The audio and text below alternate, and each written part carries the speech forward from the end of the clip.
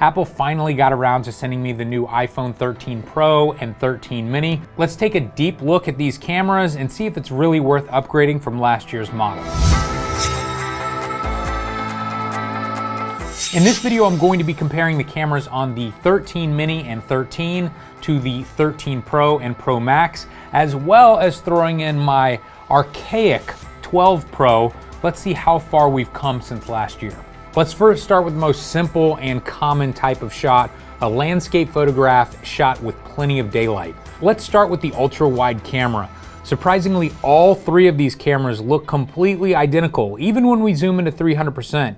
Even though the 13 Pro now has a larger sensor and an autofocus lens, when you have plenty of light and you're focused on something in the distance, it doesn't produce a better image. The wide cameras also performed almost identically in this environment. Comparing the telephoto lenses on the iPhone 12 Pro and the 13 Pro, you'll of course notice that there's extra reach on the newer phone, but you'll also notice that the iPhone 12 Pro has a sharper image.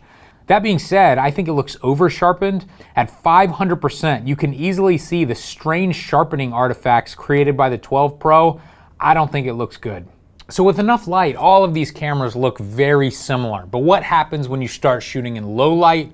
Let's move into the studio for the next test. For the first test, I used the RAW Plus app, which allows me manual control over all of the camera settings. It also allows me to choose the precise ISO for each one of my shots. But the photos that came out of this app did not look nearly as good as the photos that came out of the native iPhone app. So I decided to do all the additional tests using the native app. Starting with the ultra wide camera, I placed the bottle extremely close to the camera to test out the new autofocus feature on the 13 Pro. As you can see, the 13 Pro does produce a sharper image when the subject is close to the lens, and as I lowered the light and raised the ISO, the iPhone 13 Pro seems to have around one stop better ISO performance than the 12 Pro or 13. Keep in mind that the 13 Pro's ultra-wide camera has the ability to focus down to 2 centimeters, which allows for macro photography. If this is an important feature for you, the 13 Pro and Pro Max are your only options currently. Now, in the keynote, Apple claimed that the wide camera in the 13 Pro is 2.2 times better in low light, and for some reason I thought this meant 2.2 stops better, but I think it means 1.2 stops better in low light. In my test, all three cameras look surprisingly similar, but in extremely dark environments, the 13 Pro seems to have 1/2 to 1 full stop better ISO performance. When you compare the telephoto lenses on the 12 Pro and 13 Pro, you can again see the over-sharpening on the 12 Pro, although it's not as significant in this environment.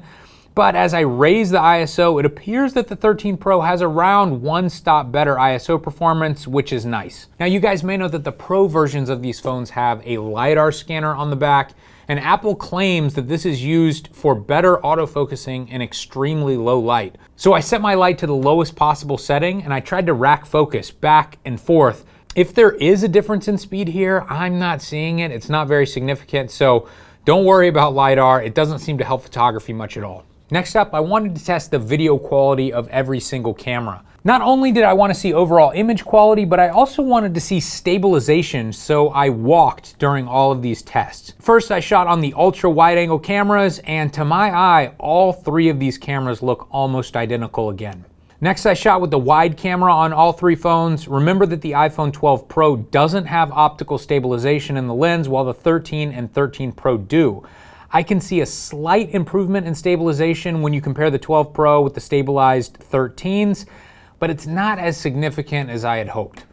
Finally, I shot with the telephoto cameras on both the 12 Pro and 13 Pro, and as you can see, the footage out of the 12 Pro looks over-sharpened again, but it's also much smoother. The extra zoom on the 13 Pro is too difficult for the camera to stabilize while I'm walking around. But for me personally, I'm happy to give up that extra stabilization. I'm rarely walking when I'm shooting with a telephoto lens. Now, all iPhone 13 variants can shoot cinematic mode, which can produce this fake shallow depth of field that can actually be edited after the fact, which is quite amazing. It does a surprisingly good job, but my biggest problem with it is that it's limited to 1080p at 30 frames per second, and you have to shoot in HDR. I shoot everything in 24 frames per second, and I don't want to deal with Apple's HDR files. So for that reason, I'll probably just stick to shooting in 4K 24 for now.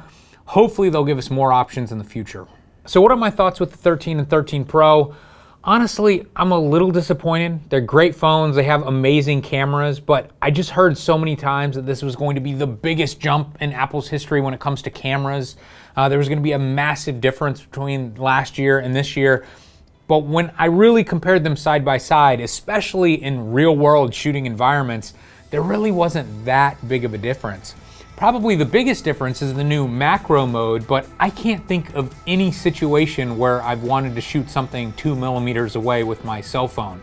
So I'm probably not going to use that feature. Remember, I'm a professional photographer. I'm zooming into 300 and 500%, and I'm having trouble telling the difference between this year's cameras and last year's cameras. If I can't see a difference, there's no way that the average Apple customer can see a difference. So if you've got last year's model and you're wondering if you're missing out, you're probably not missing out. You can probably wait another year. But if you've got the iPhone 10 or 11 and you're thinking about upgrading so you get those better cameras, it might be worth it. Speaking of cameras and photography, the biggest photography sale of the year is going on right now, and there's only a couple of days left. Check out the link in the description below for a 5-day deal. I know it sounds ridiculous, but you can get over $5,000 worth of photography related stuff for just $157. There's absolutely no way that you're going to be interested in every single thing that's on this list here, but if you can just find a couple of things that you're interested in, you can still save big. If you're looking to take your photography to the next level, or if you're looking to go pro, definitely check this out. There's only a couple of days left. And as always, you can head over to fstoppers.com/store to see our full-length photography tutorials.